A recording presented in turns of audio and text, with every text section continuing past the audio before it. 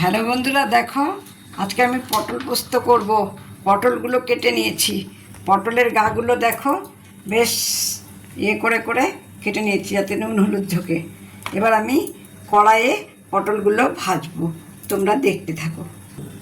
দেখো আমি একটা একটা করে পটল দিয়ে দিচ্ছি। একটা একটা করে পটল দিয়ে দিলাম। এবার লাল লাল করে ভেজে নেবো, তারপর তোমাদের আবার দেখাবো। উল্টিয়ে পাল্টে লাল লাল করে ভাজি। দেখো বন্ধুরা, আমি পটলগুলো কি সুন্দর করে ভেজে নিয়েছি। দেখো বন্ধুরা, পটলগুলো কি সুন্দর ভাজা হয়ে গেছে। এবার কড়াইয়ে কালো জিরে দিয়ে পোস্ত দিয়ে পটলগুলো করবো। আছে দেখেছ? দেখো আমি পোস্তটা এর মধ্যে দিয়ে দিলাম, দিয়ে একটু নাড়াচাড়া করে এবার এই পটলগুলো দিয়ে দিলাম। তারপর একটু নুন দেবো, হলুদ দেবো আর মিষ্টি দেবো।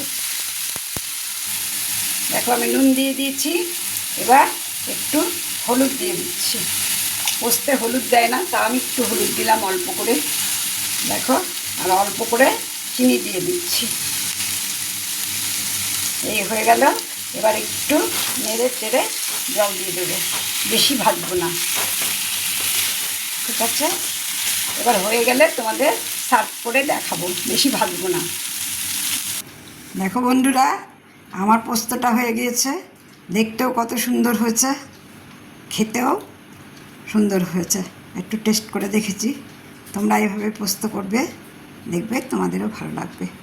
যদি আমার পোস্তটা ভালো লাগে তাহলে তোমরা লাইক করো, শেয়ার করো। আর কি বলবো, আজ আসি। এইভাবে আমি প্রতিদিন তোমাদের দেখাবো, তোমরা কিন্তু লাইক শেয়ার করবে।